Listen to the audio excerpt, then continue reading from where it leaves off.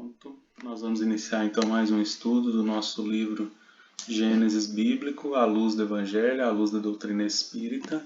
Estamos falando ainda sobre reencarnação, com base no livro Missionários da Luz, de André Luiz, por psicografia de Chico Xavier. Nós vamos iniciar mais um estudo essa noite com a nossa prece, feita pela nossa irmã Dona Silvia.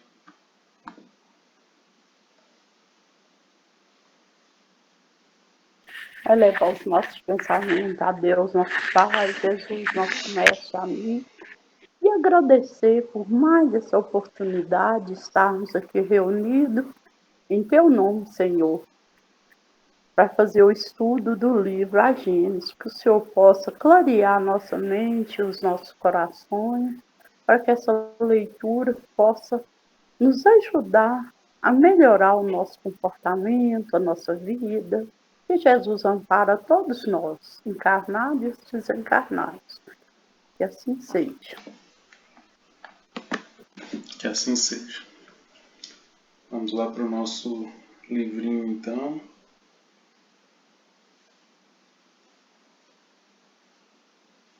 Hoje eu vou ficar acompanhando, eu não achei meu livro. Eu acho que eu consigo fazer uma coisa aqui, quer ver? Colocar ele na tela. Se vocês esperarem um minutinho, eu tento fazer isso. Tá bom.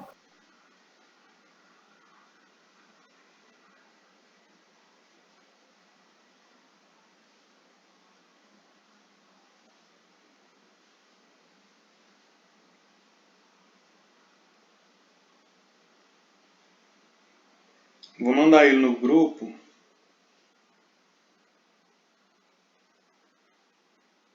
De lá eu consigo entrar.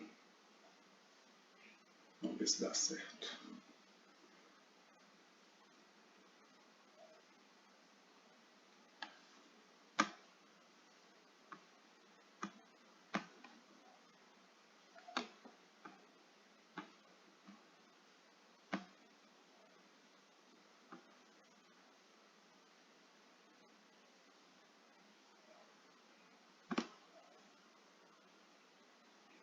Página 135.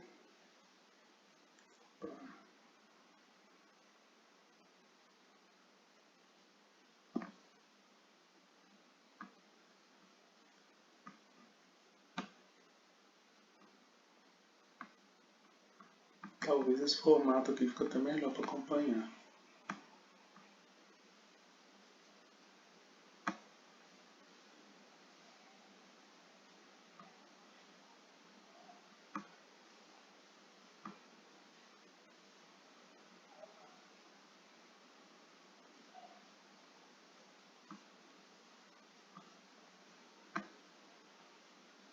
Conseguem ver? Sim. Sim, Tiago. Então vamos passando por aqui, que aí todo mundo acompanha. Nós paramos nesse parágrafo aqui, ó. Foi aonde que eu estava lendo na semana passada e meio que a ligação caiu, né? A chamada começou a falhar. Então nós vamos voltar um pouquinho aqui e discutir e a gente vai passando para frente. Então vamos lá. O interlocutor deixou... antes, né, gente? Lembrando que quem quiser participar aí pode ficar à vontade, abrir o microfone, parar. Quando eu estou apresentando eu não consigo ver a tela, tá? Então pode ser que se vocês fizerem a mãozinha lá, o sinalzinho, eu não sei se aparece. Mas é só abrir o microfone e pode parar à vontade aí, enquanto eu estiver falando. O interlocutor deixou cair lágrimas e conversou com esforço. Sabe que empreendi pequenina obra de socorro nas cercanias de nossa colônia espiritual. A obra foi autorizada pelos nossos maiores e, apesar do bom funcionamento, sinto que não está terminada e que tenho em sua estrutura grandes responsabilidades. Não sei se fiz bem pedindo agora o retorno à crosta do mundo. antes de consolidar meu trabalho. Entretanto, reconheci que para seguir além, precisava reconciliar-me com a própria consciência, buscando os adversários de outro tempo, a fim de resgatar minhas faltas. Aqui, gente, nós estávamos lendo, né, que o Segismundo estava passando aí por um período meio que de preocupação, né, uma depressãozinha antes de voltar para a Terra, né? E aqui começou a atormentar algumas coisas na cabeça dele, entre elas a questão do trabalho, né, que ele tinha começado e que ele realizou no plano espiritual, e agora que ele preocupado de como ficaria isso, né, com o reencarne dele. Ele teve consciência que precisava, né, reconciliar-se com alguns adversários, né, que no caso aqui é o Adelino, principalmente, né. E aí ficou esse turbilhão na cabeça dele e ele preocupado. Enquanto o instrutor e os demais amigos o acompanhavam em silêncio, Segismundo prosseguiu. Foi por isto que insisti tanto pela obtenção da minha volta. Como poderia conduzir os outros à plena conversão espiritual diante dos ensinamentos do Cristo, sem haver pago minhas próprias dívidas? Como ensinar os irmãos sofredores, sofrendo eu mesmo dolorosas chagas em virtude do passado cruel? Agora, porém, que se aproxima o recomeço difícil, tortura-me o receio de errar novamente. Quando Raquel e Adelino voltaram, prometeram-me amparos fraternais e estou certo de que serão 2 benfeitores para mim. No entanto, afligem-me receios e ansiedades ante o futuro desconhecido. Ele reconhece, né, que precisava da reencarnação, solicitou. Aqui mostra um detalhezinho para nós que Adelino e Raquel concordaram, né, com isso antes de reencarnar, concordaram em ser pai dele e mãe. Mesmo assim, ele ainda com algumas dúvidas. E aí, continua. Valendo-se da pausa que se fizera naturalmente, Alexandre tomou a palavra com franqueza e otimismo.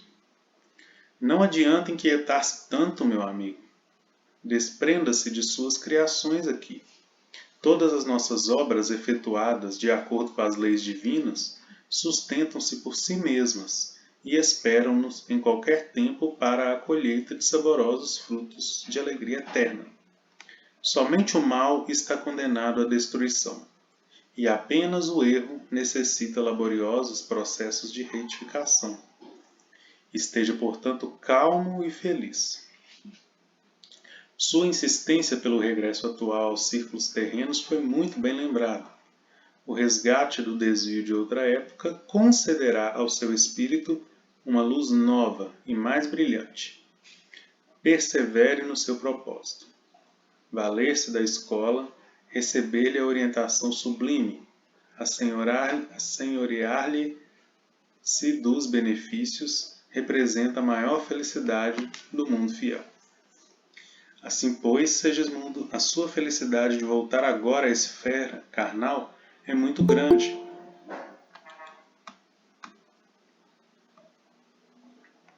Boa noite, Dani. Boa noite. Assim, pois, Segismundo, a sua felicidade de voltar agora à esfera carnal é muito grande.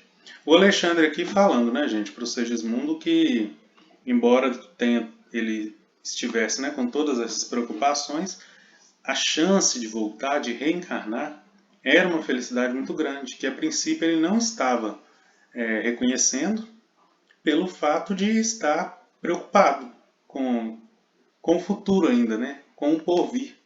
Igual nós mesmos, às vezes nós ficamos ansiosos, né, com o que vai acontecer e a gente acaba que não percebe a dimensão das coisas, o quão positivas elas podem ser para nós e não aproveitamos, né, o momento. Então, o Alexandre continua. Lave a sua mente na água viva da confiança em Deus e caminhe. Para a nova experiência você não pode levar senão o patrimônio divino, já adquirido com o seu esforço para a vida eterna.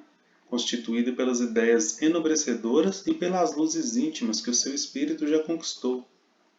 Não se detenha, desse modo, em lembranças dos aspectos exteriores de nossas atividades neste plano. Persistir em semelhantes estados da alma poderá trazer consequências muito graves, porquanto a sua inadaptação perturbaria o desenvolvimento fetal e determinaria a morte prematura de seu novo aparelho físico no período infantil. Essa partezinha é interessante, gente. Ó. Traz para nós ensinamentos, né, novos aí. Nós chegamos a comentar sobre questão de aborto espontâneo, né, quais as coisas podem acontecer para isso ocorrer, né, o que pode gerar esse tipo de situação. E aqui tem para nós um possível motivo. Ó. O próprio espírito que está reencarnando, se ele não está focado naquela atividade, no que ele tem que fazer, né, em como que ele tem que contribuir, e ele ficar ali acumulando energias deletérias, ele perturba o desenvolvimento do feto. Né? E a morte vem antes mesmo do nascimento. Né? Vem então o aborto. Né? É interessante para a gente, né? E o objetivo é exatamente de vir para esse livro, para a gente ver sobre reencarnação lá no Gênesis, né? Lembrando aí que o versículo que a gente está estudando, ele fala sobre reencarnação, né? Versículo 7 do capítulo 2 de Gênesis. Então Deus soprou na narina do homem um sopro de vida e esse tornou-se um ser vivente. Né? Chama atenção o homem tornar-se vivente só depois desse sopro divino, esse sopro de Deus. Sopro... Oi. Surgiu uma dúvida aí quando falou largamente, né? Para que não interfira na reencarnação? Exatamente. O contexto que está aqui já está quase no momento desse personagem, né, que é o Segismundo, reencarnar, vir para o corpo físico. Aqui, um pouquinho antes, fala que ele está tipo numa câmara, esperando, né, o momento correto da concepção, para começar a ligação do espírito com o corpo. E aí Chegado nesse momento desses procedimentos que fazem entre o desencarno para reencarnar, nesse momento aí, ainda consiste os pensamentos de vida anterior? Possa interferir na vida cotidiana para frente, é isso? Sim, porque o Segismundo, né, estando no plano espiritual, ele tem consciência do que ele fez nas outras vidas. Só depois que ele reencarna que tem o esquecimento do passado. Então aqui, nesse estado que ele se encontra, ele ainda está no plano espiritual. Está chegando o momento da ligação do espírito dele com o corpo. E aí o que nós... Caso ele persista com esses pensamentos, ocorre-se o processo de encarnação e interfere nos pensamentos de vida anterior, é isso mesmo? Eu fiquei confusa nesse. Não, aqui o pensamento de vida anterior, né, de vidas passadas, nesse estado, vamos só situar um pouquinho aqui, onde que o Segismundo está. O Segismundo está, eles estão preparando a reencarnação dele, a ligação do espírito Segismundo no corpo, né? Sim, entendi. Isso. Aí, ele ainda está no plano espiritual e está quase chegando o momento de haver essa ligação. Eles antes aqui visitaram a casa de Adelino e Raquel, que vão ser os pais de Segismundo, né? Já fizeram todo um trabalho preparatório e agora aqui está nos finalmente para o Segismundo reencarnar. O que foi dito para nós um pouco antes aqui é que quando vai chegando esse momento, lá no plano espiritual, quando vai chegando o momento da gente reencarnar, é quase que a mesma coisa da gente aqui quando está chegando a hora da morte. Começa a bater um desespero, né? Porque vai iniciar um novo ciclo.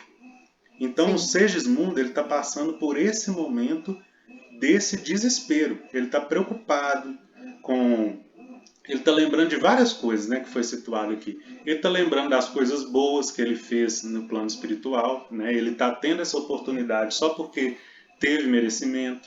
Ele fez coisas boas lá. Ele está lembrando que os pais dele, futuros, né, antes de reencarnar, aceitaram a missão, e o que fala para nós aqui antes, um pouquinho, é que o Adelino, a princípio, estava resistente quando ele já se encontrava encarnado, né? Ele tinha pesadelos com Segismundo, houve todo um trabalho de aproximação, e Segismundo agora está nesse momento derradeiro de reencarnar. Como ele está ainda no plano espiritual, ele tem acesso às lembranças de outras vidas.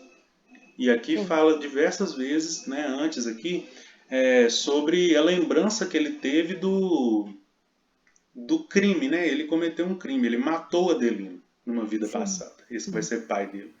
Então essas Sim. perturbações ainda podem acontecer no plano espiritual. Quando ele reencarnar, aí tem um esquecimento do passado. Sim. Apaga não, fica limitado o acesso na memória dele, justamente para ele ter uma convivência positiva com o pai e com a mãe. Porque imagina os três lá que passaram por uma situação de crime, de traição numa vida passada, eles vivendo todos juntos, né? E tendo que se tolerar aí como pai, mãe e filho. Certamente os desejos de ódio, de vingança iam interferir e muito na convivência. Então é por isso que a gente fala que o esquecimento do passado é uma bênção, né? Porque ajuda a gente a viver de uma forma mais natural. Quando ocorrer a reencarnação aqui, se eles conseguirem viver bem, talvez eles podem ter até acesso numa lembrança de vida passada onde eles tiveram problema, mas eles já vão estar com esse problema superado, porque vai ter entre eles, espera-se que tenha, o amor entre pai, mãe, né, e filho. Ou seja, vai ser possível eles mostrarem para eles mesmos que é possível amar, ao invés de destruir, igual eles fizeram. Então o Entendi. Segismundo está nesse momento aqui, ele está vindo para reencarnar e está cheio de preocupação. É igual a gente, né? Diz que quando chega a hora da morte a gente começa a rever a vida toda aqui que a gente teve em questões de segundo. Só que é o processo contrário, é a outra parte do ciclo, né? Aqui o Segismundo está fazendo o ciclo de vir para a Terra, que aqui o Alexandre chama de escola, né? Que é a nossa escola mesmo de aprendizado. E quando a gente desencarna, é a volta para o plano espiritual. Nesses dois momentos tem esse desespero que é o medo, né, do desconhecido, o medo do porvir. A gente ainda se encontra num estado evolutivo que a gente tem medo da morte, não encara ela como uma coisa natural. À medida que vamos evoluindo, até comentamos isso, né, na semana passada, à medida que vamos evoluindo, a tendência é que isso fique mais natural, mas por enquanto não. Então, assim, o Segismundo, nesse momento, ele tem acesso às memórias de vidas passadas, Uhum. porque ele está no plano espiritual e ele está passando por esse momento de perturbação. Ah, entendi. Não interfere na programação, não, e sim na convivência diária, é isso, né? Interfere, se interferir na convivência, vai interferir também provavelmente nos planos, né, que tem programados para eles. Se eles tiverem uma convivência fora dos padrões aí, fora do que se espera, né, de uma família em comunhão, pode atrapalhar a missão deles. Aqui fala que a missão deles não vai ser simples. O Segismundo vai ter um problema cardíaco, já foi dito aqui, vai exigir Uhum. muito amor dos pais. Então, foi criada toda uma situação, todo um planejamento para que eles se sustentem mesmo. E é interessante a figura da Raquel, porque numa vida anterior, essa vida que eles tiveram esse problema, a Raquel ela traiu o Adelino, né, que é o marido, com o Segismundo. Aí Adelino descobriu, houve ali uma discussão entre os dois o Segismundo mata, né, o Adelino, provavelmente numa disputa de duelo, pelo que a Sim. gente entende aqui. Então Uhum. ele acerta, para ele ter essa sequela no coração, a gente começa a deduzir também que ele matou o Adelino com um tiro no peito. E aí, Uhum. a Raquel, que antes foi um motivo de briga, de separação, de morte, olha só o que é a reencarnação. Agora ela vem como uma ferramenta para dar a vida, porque ela vai dar a vida a Segismundo como mãe, né? Vai carregar ele e gerar ali e fazer o processo mais delicado, né? Que é exatamente a gestação. E o Adelino, o pai. O Adelino, desde o início, estava resistente, ele custou para aceitar a ideia. Tinha pesadelos com Segismundo quando tentava ali encontrar com ele no plano espiritual. E a Raquel, desde o início, ela orava, fazia com que as energias do lar fossem positivas, até para receber o auxílio do plano espiritual. Então, nessa reencarnação, ela, que era algoz, que era motivo de briga, de discussão, de assassinato, agora ela é um elo para que o perdão ocorra, de fato, entre Adelina e Raquel. Né? A reencarnação, a gente está lendo esses capítulos desse livro para mostrar isso. Né? Que a reencarnação, igual fala lá no Gênesis, um sopro, né? Que é a ligação, sopro, no grego é o mesmo significado de espírito. A mesma palavra que significa sopro significa espírito. Então, por isso que a gente entende que o sopro de Deus num corpo, né, lá no Gênesis de barro, o sopro divino é o quê? É a ligação do espírito com a matéria. E aí sim tem vida, porque se for só matéria, não tem. Né? A gente veio para esse livro para ver exatamente o tanto de coisa que está envolvido na reencarnação. E só nesse capítulo, só nesse versículo, né, que fala assim de reencarnação. Tá, mas o que é? A reencarnação não é só a ligação, ela é de forma bem simples, a ligação de um espírito no corpo. Mas agora, o que mostra para a gente aqui de bastidores, do que envolve o preparo, de tudo que tem que ser feito e o tanto de coisa que ela resolve, né? O tanto de problema que ela resolve, ou o tanto de problema que pode trazer, dependendo da escolha, né, do espírito, ela dá um aspecto muito mais amplo. Então, assim, eu acho que metade dos estudos do Gênesis que a gente fez aqui, a gente deve estar beirando uns 50, metade deles é falando de reencarnação. E tem que ser, gente. É a coisa mais importante da doutrina espírita, assim, em termos de ferramenta, né? O mais importante é Deus e Jesus. Mas para compreender Deus e Jesus e o Evangelho, sem reencarnação não dá. É a ferramenta principal, é o que difere o Espiritismo das outras religiões. É essa consciência do que é a reencarnação, o que ela ocasiona e o que é possível de fazer com ela. E aqui mais uma prova, né? A reencarnação permite um papel totalmente inverso, assim, de alguém que foi motivo de briga, de desavença, de morte, agora sendo motivo de vida, de aproximação e de perdão. Né? Isso em uma reencarnação. Né? Então, assim, o objetivo aqui no livro, nós estamos chegando no momento, né, da concepção aqui do espírito no corpo, né, do espírito Segismundo, mas até agora a gente viu bastidores e bem interessantes, né?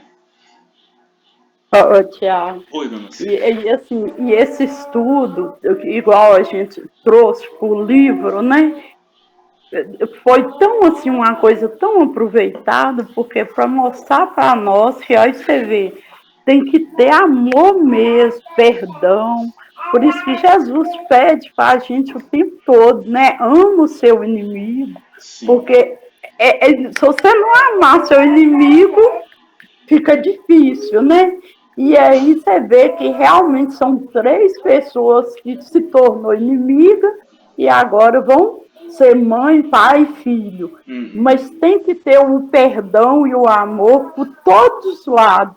Porque você vê que uma interferência, um pensamento negativo aí do Segismundo pode provocar um aborto, pode atrapalhar todo, né? Um trabalho que ele mesmo pediu, lutou, trabalhou para isso.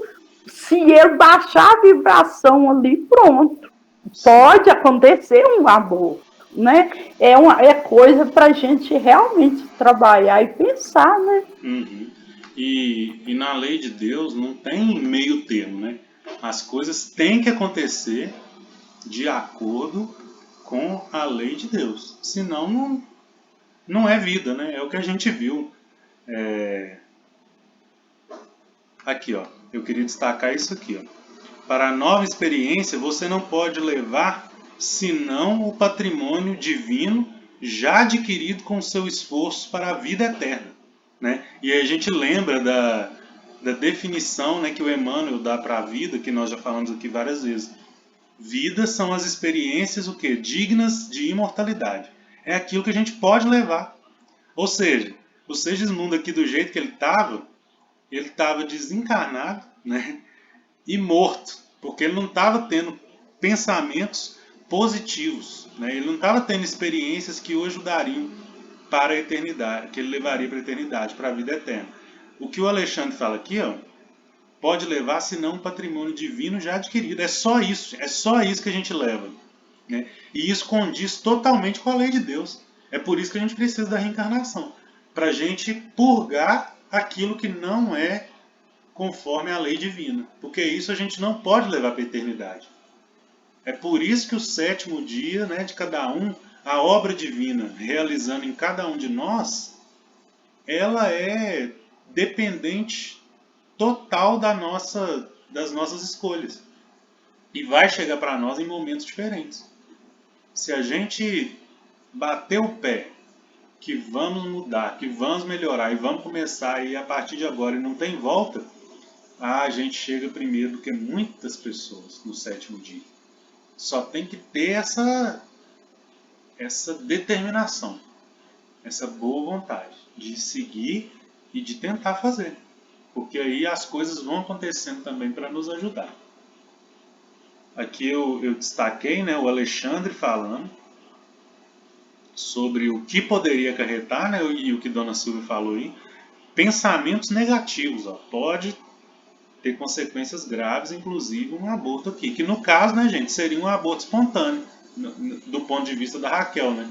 Ela perderia o filho sem ela ter controle sobre isso. Por quê? O próprio Segismundo estaria causando. Não seria um aborto forçado, né? Assim, do ponto de vista da mãe forçando um aborto consciente por parte da mãe. Seria um aborto espontâneo. É verdade que você deve e precisa pagar, mas em sã consciência, qual de nós não é devedor? Com tristeza e abatimento, nunca resgataremos nossos débitos. É indispensável criar esperanças novas. Aqui lembra, né, gente, o Paulo de Tarso, né? Encontrou com Jesus na estrada de Damasco. Senhor, o que queres que eu faça? Tá, reconheci, eu errei, eu estava equivocado, eu fiz totalmente o contrário do que eu deveria fazer. Mas a partir de agora, o que queres que eu faça? E ele vai e faz, né? E faz bem feito. Se ele tivesse tristeza, abatimento, remorso, não teríamos evangelho hoje, provavelmente. Quem aí levantou a mão? A Dani. Pode falar, Dani. Tiago, você falando isso, está me lembrando daquele livro Deficiente Mental Porque Fui Um. O primeiro personagem do livro, ele relata isso, né? Que ele ficou estagnado porque com o peso dos erros dele, das lembranças dos erros dele, ele não conseguiu sair do lugar, ele danificou o corpo físico dele com o peso do remorso e veio deficiente. Aí, no entendimento dele, ele achava que ele estava resolvendo os problemas, né, os erros que ele tinha tido. E o mentor fala com ele que não, que ele só estagnou, porque os problemas, as coisas que ele fez que não foram tão boas assim e que geraram tanto remorso, teriam que ser resolvidas, transformadas, né? Onde ele errou, onde ele danificou, ele teria que reconstruir, né? Que ele só perdeu um tempo enquanto ele estava tentando se organizar mentalmente. É o que Kardec fala, né? Não adianta só não fazer o mal. Tem que fazer o bem. A vida não é inércia, não é a gente ficar à toa. E o remorso, gente, ele é inércia. É ficar lá remoendo e sem sair do lugar. Eu nunca li esse livro, Dani. Depois eu procurar. Gostei da temática. O remorso é isso, diferente do arrependimento, né? O Paulo teve arrependimento, Paulo de Tarso. O arrependimento é lembrar do erro assim, com consciência que errou e que precisa corrigir. O remorso não, lembra remoer, né? Fica remoendo e atrapalhando de viver e de fazer o bem, aí só piora a situação. É o caso desse personagem, né, que a Dani comentou. Tá aqui, ó, com tristeza e abatimento, nunca resgataremos nossos débitos. E criar esperança, né, gente? Criar esperança nova é a gente vislumbrar uma possibilidade de correção, né? Mas sabendo que não é tão simples, que não é fácil. É a gente já ir com essa consciência de que teremos que provar, né? Espiar às vezes, para conseguir resolver. Segismundo fez um gesto E significativo. lembrando.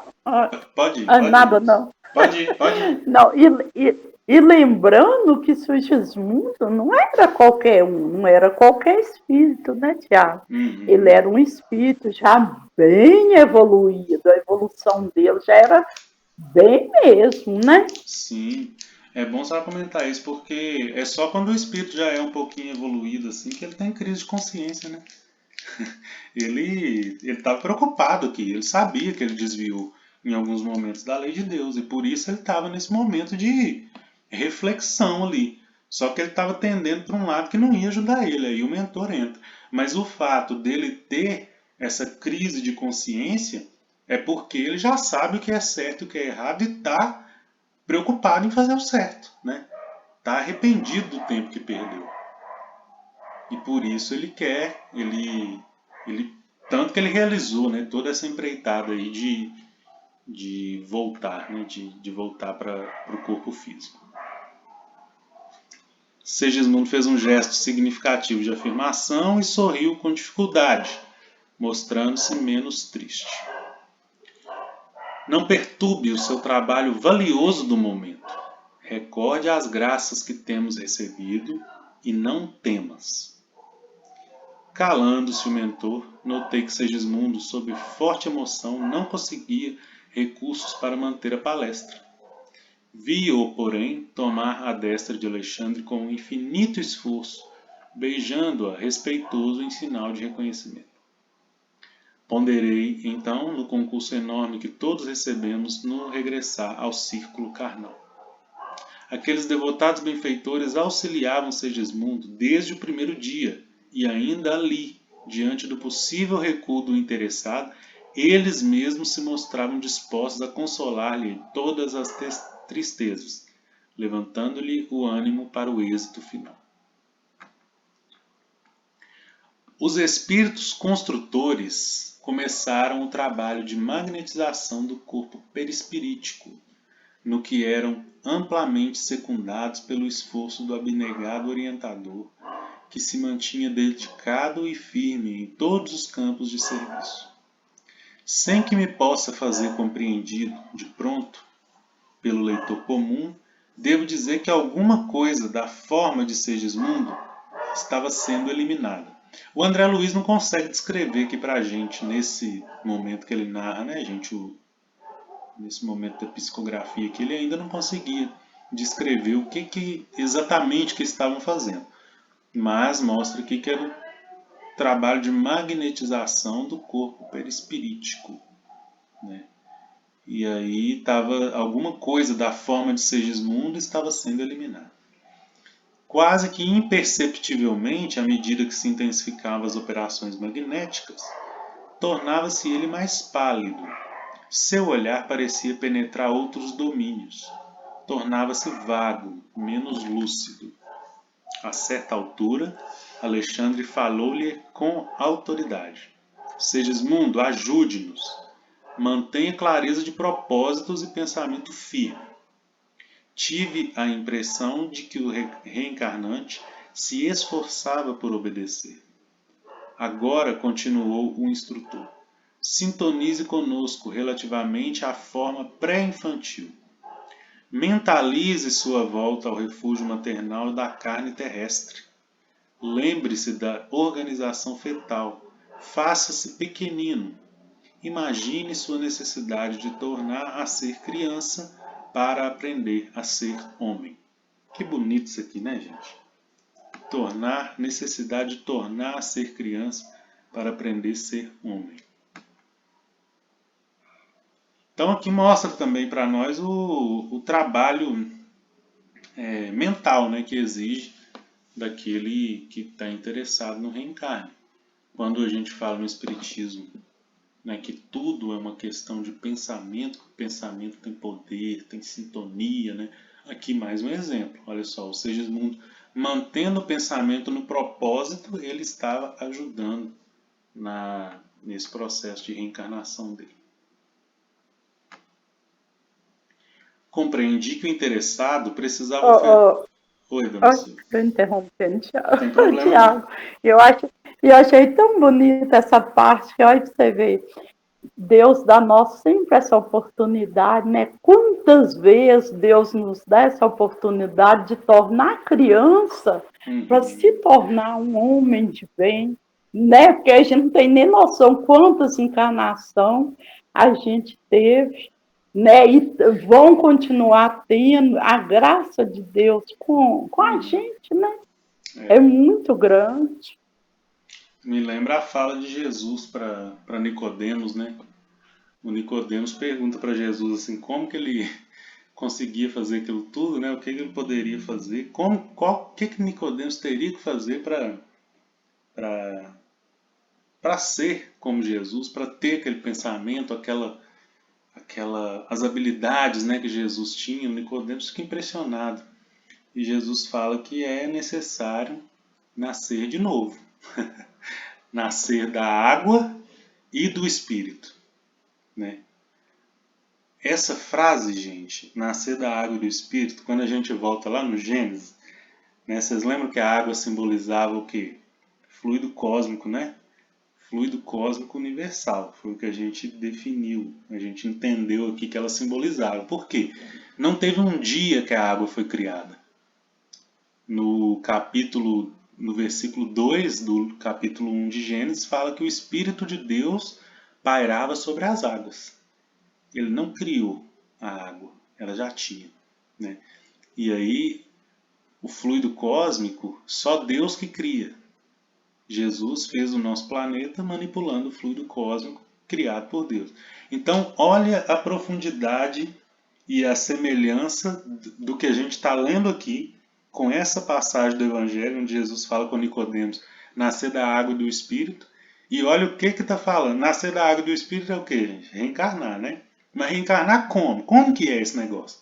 Está escrito lá. Olha, nascer do fluido cósmico e do Espírito. É unir a matéria com o corpo.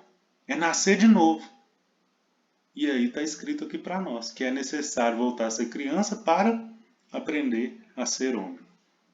Quantas vezes forem necessárias, né? Conforme Dona Silva colocou aí para nós. Então está tudo interligado, gente. Tudo, tudo, tudo.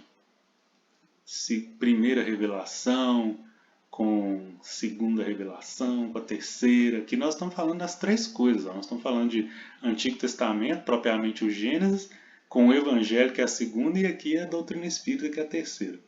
Tudo falando da mesma coisa. E com a luz da reencarnação, olha como faz sentido, né? As coisas. É por isso que a reencarnação é o diferencial para a gente entender muitas colocações, né, de Jesus. Compreendi que o interessado precisava oferecer o maior coeficiente de cooperação individual para o êxito amplo.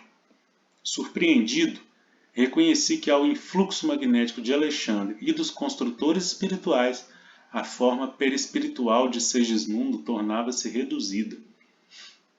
Lá no plano espiritual, né, gente, o que dá a aparência para o espírito enquanto está lá é o perispírito, né? O perispírito ele é moldável, como é dito para nós lá no livro dos espíritos, né? O perispírito é moldável. Lá no plano espiritual ele serve ele mostra a forma que a gente quer aparecer, né? Se mostrar, a forma que a gente vai adotar.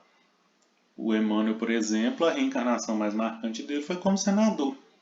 Então, ele, no plano plano espiritual adota essa fisionomia, né? Mas ele já foi o padre Germano, já foi o Nestório, já foi o Manuel da Nóbrega, foi outro padre, né, também. Então, o perispírito tem essa função, lá no plano espiritual, de dar a fisionomia, de ser moldável para o espírito, e, enquanto encarnados, ele serve de elo, de ligação entre a matéria e o corpo. Aqui, então, o perispírito de Segismundo estava se tornando reduzido, pequenino, para quê? Para começar o processo, né, da formação do feto. A operação não foi curta nem simples. Identificava o esforço geral para que se efetuasse a redução necessária. Segismundo parecia cada vez menos consciente. Não nos fixava com a mesma lucidez e suas respostas às nossas perguntas afetuosas não se revelavam completas. Por fim, com grande assombro meu, verifiquei que a forma do nosso amigo assemelhava-se à de uma criança. O fenômeno espantava-me e não pude conter as interrogações que se me represavam no íntimo. Olha o bonito desse ciclo aqui, né, gente? Que quando a gente está desencarnando, o que ocorre é o desenlace, né? Vai tirando, vai desligando o perispírito do corpo. E aqui é o contrário, né? Vai construindo, vai ligando, vai fazendo o perispírito no formato do corpo que vai recebê-lo, né?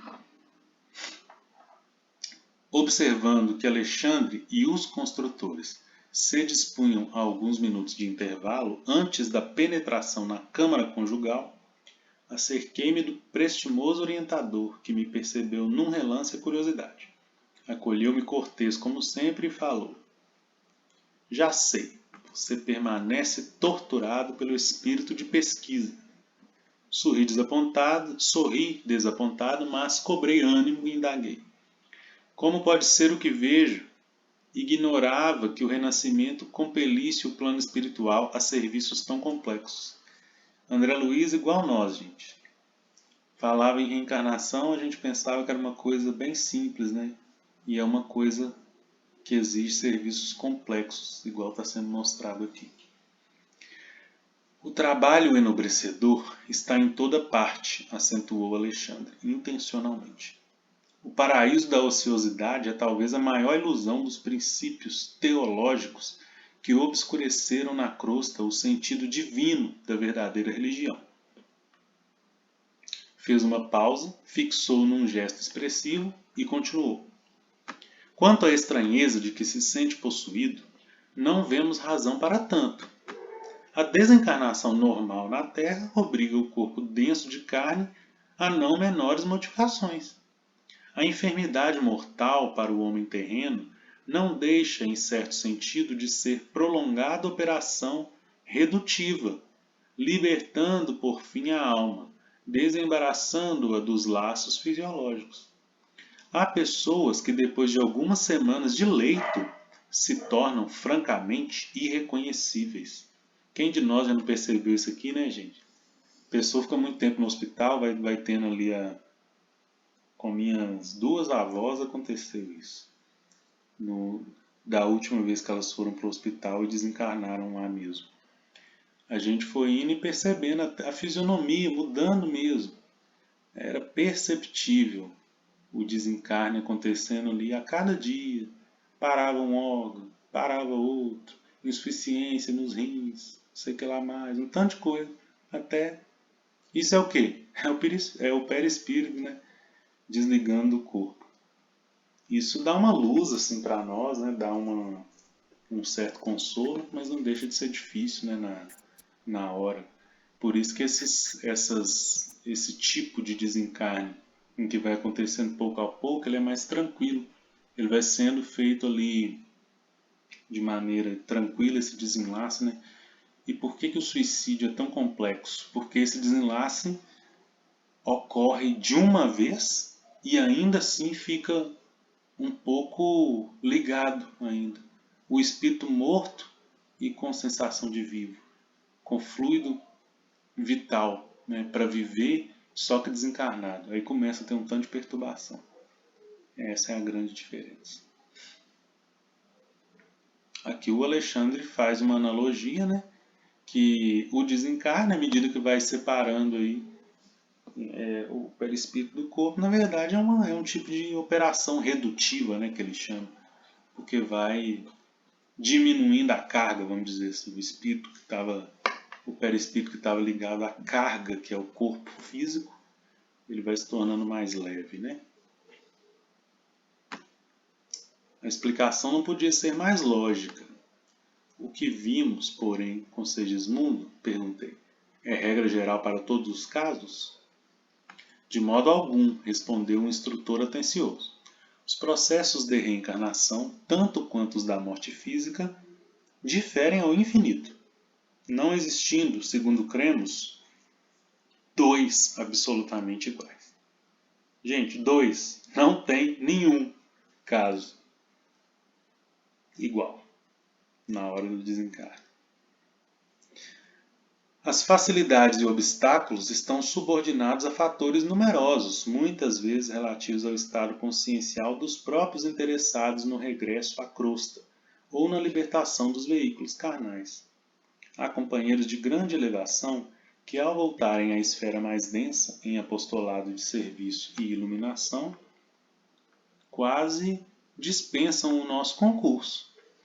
Outros irmãos nossos, contudo, procedentes de zonas inferiores, necessitam de cooperação muito mais complexa que a exercida no caso de Segismundo. Não deveriam renascer, porém, interroguei curioso, tão somente aqueles que se revelassem preparados? Não podemos esquecer, no entanto, refutou meu esclarecido interlocutor, que a reencarnação é o curso repetido de lições necessárias. A esfera da crosta é uma escola divina, e o amor, por intermédio das atividades intercessórias, reconduz diariamente ao banco escolar da carne milhões de aprendizes. O André Luiz pergunta, né? Só quem tem o merecimento que reencarna? Não é só aqueles que estão preparados, né, em todos os sentidos que podem reencarnar? E o Alexandre fala para nós sobre a misericórdia de Deus, né, que dá oportunidade para todos. Intermédio das atividades intercessórias. Intercessória lembra intercessão, né, um pedido que não da pessoa, uma própria demanda vinda do plano superior. Quer dizer, às vezes o espírito não está nem consciente que precisa reencarnar e reencarna.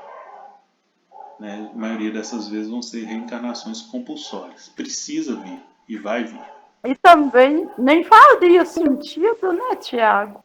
Se fosse assim, porque, igual no caso do suicida mesmo, né, que de certo modo nós todos, quase todo mundo, dependendo do tipo de vida que a gente está levando, a gente acaba sendo um pouco suicida, né? Sim. Porque a gente acaba envolvendo com muita coisa aqui embaixo que tira um pouco do fluido vital que era para a gente viver, né? Igual, vamos supor, eu fumei muitos anos, então com certeza eu ia viver até 80 anos, mas eu já gastei um tempo fumando isso. Não, mas não faz sentido.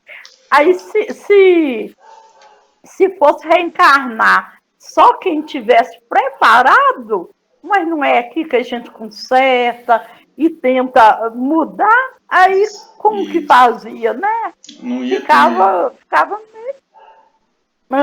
Não ia ter Pode falar. chance, não ia ter chance, né, de ia. redenção. Jesus fala, né? Nenhuma ovelha, nenhuma desgarrada do meu rebanho. Se tiver uma, eu vou lá e busco. Né? Jesus coloca isso. Só um adendo aí sobre essa questão do fluido vital, né, dona Silvia? Que da mesma forma que ele é consumido, à medida que a gente faz boas ações também, ele pode ser acrescentado, né? De acordo com o que a gente está fazendo. Então, assim, a vida é um aprendizado constante, né? Pode ter ocorrido esse fato de de fumar, né, ou de beber, ou de outras pessoas, independente do vício, independente do que fez, mas também, à medida que a gente vai fazendo coisas boas, na mesma reencarnação, a gente tem aí essa recompensa, né, vamos dizer assim. Vamos dar o exemplo do passe. Lá no passe, a gente serve de intermédio, né, para os espíritos, a gente recebe um magnetismo deles e também doa, né, faz uma mistura ali com o nosso fluido animal e vai, né? Imagina, se vai um pouquinho ali também de fluido vital, né, para ajudar os irmãos e tal. Mas imagina se a gente só ficar. Foi uma pergunta, né, que eu fiz no primeiro curso de paz que eu fiz. Olha o orgulho da pessoa. Olha a vontade de ajudar. Tá, peraí, eu tô doando lá, mas e aí, como é que fica o meu? E depois a gente descobre, né, que a gente é mais ajudado, né, porque recebe os fluidos do plano espiritual e que isso é reposto por causa da boa intenção nossa. Chico Xavier teve duas, né, moratórias por causa do trabalho. Aí chama de moratória, né, o processo contrário né, quando se dá mais tempo de vida. É esse processo aí, quando as coisas estão tão boas que Deus, Jesus, a espiritualidade fala assim, opa, vamos aproveitar que agora está indo e vamos dar uma força. Tiago, eu acho que é o medo que a gente fica. Eu falei que, à medida que a gente vai estudando, vai descobrindo os trem, a gente acaba tendo um pouco de medo do que, oh meu Deus, o que eu já fiz? É a consciência, né? Só dela já tá cobrando agora já é um passo, dona Silvia. Já antes a gente fazia e nem se importava, né? Agora a gente sabe o que é o certo, estamos no processo aí da consciência cobrar para a gente ter a oportunidade de corrigir, né? Isso é muito bom, na verdade. Eu vou parar aqui, gente. Já são 19h59. E a gente continua na próxima semana.